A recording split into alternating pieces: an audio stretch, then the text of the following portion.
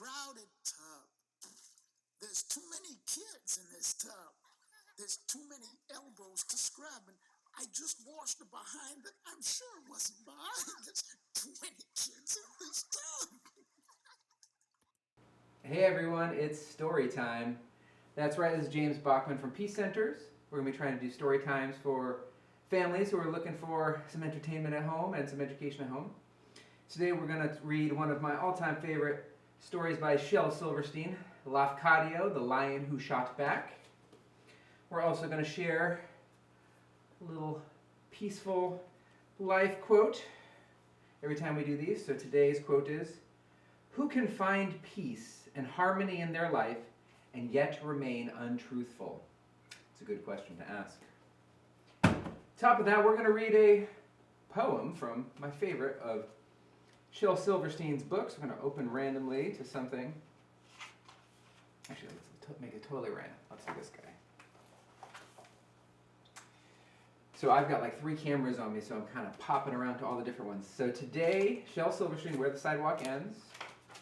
This special edition that has the CD of him actually singing these things themselves. A little copyright information for the trust of Mr. Silverstein. So I open up to page 92 and 93. We've got the toucan. "Tell me who can catch a toucan. Lou can. Just how few can ride the toucan. Toucan. What kind of goo can stick to the toucan? Glue can. Who can write about more about the toucan? You can." There we go, the toucan. And the second one is the planet of Mars.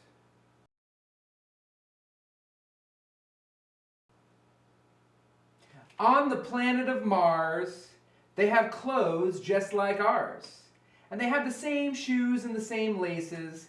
And they have the same charms and the same graces. And they have the same heads and the same faces. But not in the very same places." That's right, not on top of their heads. That was Where the Sidewalk Ends by Shel Silverstein. Now, if your children are looking for things to do, try a sketchbook. There's all kinds of great lessons online where they can learn something and practice in a sketchbook. They can do daily drawings, practice their skills. It's a great thing for kids to have at home. So if you're looking for ideas, try picking up a sketchbook. I bet you have one somewhere in your house that you're not using. Next, I have a recommendation for a book for folks stuck at home, looking for things to do. Handy Dad. Love this book. My son got this for me for my birthday. And it has a bunch of really awesome projects that you can do with your kids. So here's some information about, you can freeze that there, about the book. I'll show it over to here. Handy Dad. And it has ideas for a couple projects. Some of the ones that I thought looked the coolest. They have lava lamp. You can make a lava lamp with your kids. Tie-dye, rope swing, slingshot, climbing wall, skate longboard, bike jump, stunt dummy, a tree house, a rope bridge, a go-kart. So they can go from pretty simple things to pretty darn advanced things with the Handy Dad book. A lot of fun. So now let's start one of my all-time favorite Shel Silverstein works, Lafcadio, the Lion Who Shot Back. HarperCollins Publishers. Some of my students out there on Facebook have probably had me read this to them before.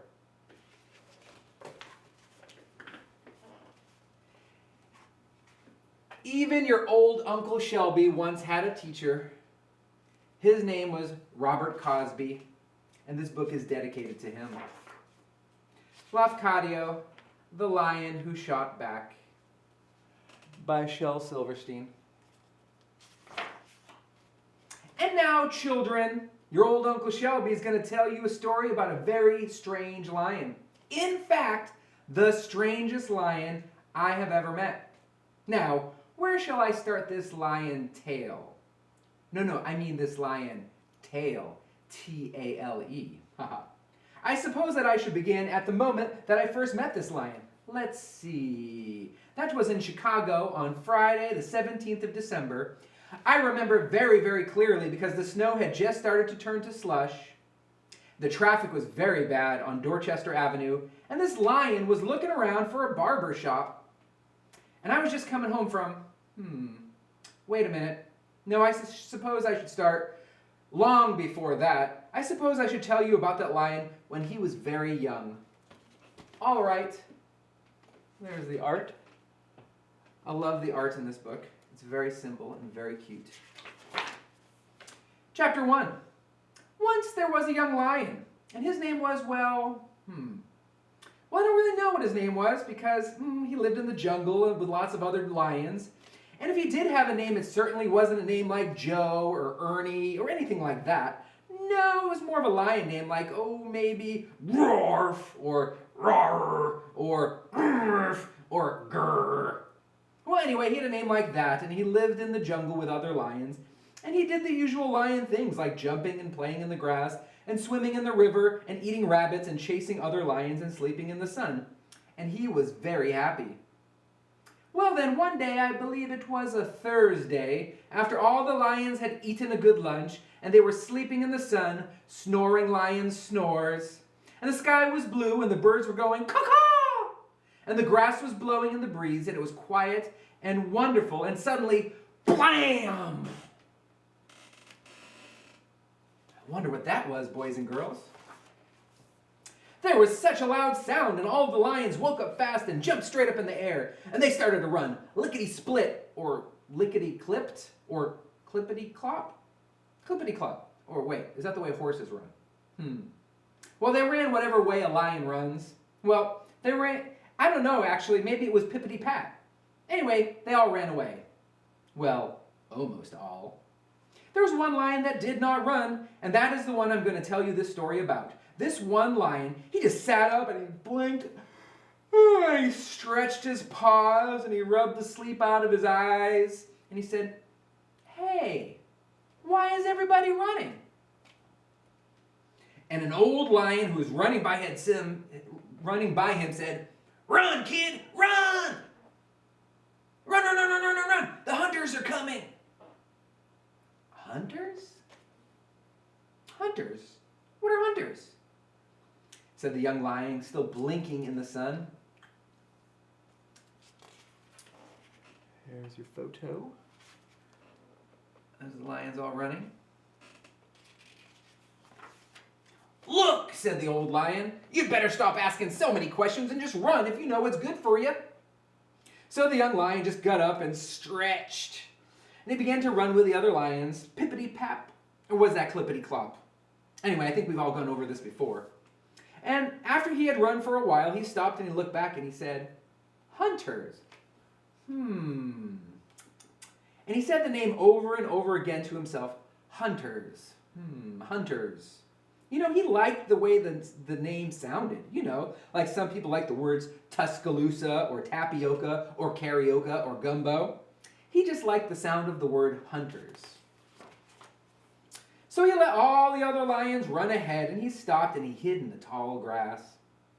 As soon as he could see the hunters coming, they all stood on their hind feet, and they wore nice little red caps, and they all carried funny little sticks that made loud noises. And the young lion liked their looks. Yeah, he just liked their looks. So when a nice hunter with green eyes and one tooth missing in the front passed by the tall grass with his funny red cap that had some egg salad on it, by the way, the young lion stood up. "Hi, hunter!" he said. "Good heavens!" cried the hunter. "A ferocious lion! A dangerous man-eating lion! A roaring, bloodthirsty man-eating lion! Hey, I'm not a man-eating lion," said the young lion. "I eat rabbits and blackberries." "No excuses," said the hunter. "I'm gonna shoot you right now." "But I give up." The young lion said and put his paws up in the air.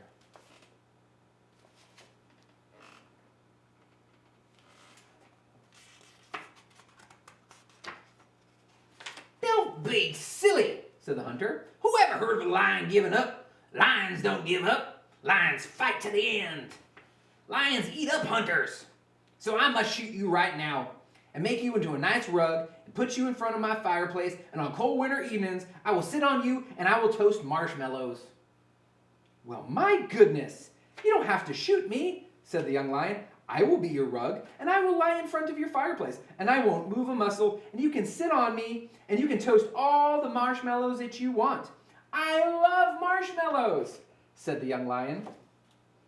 "You what?" said the hunter.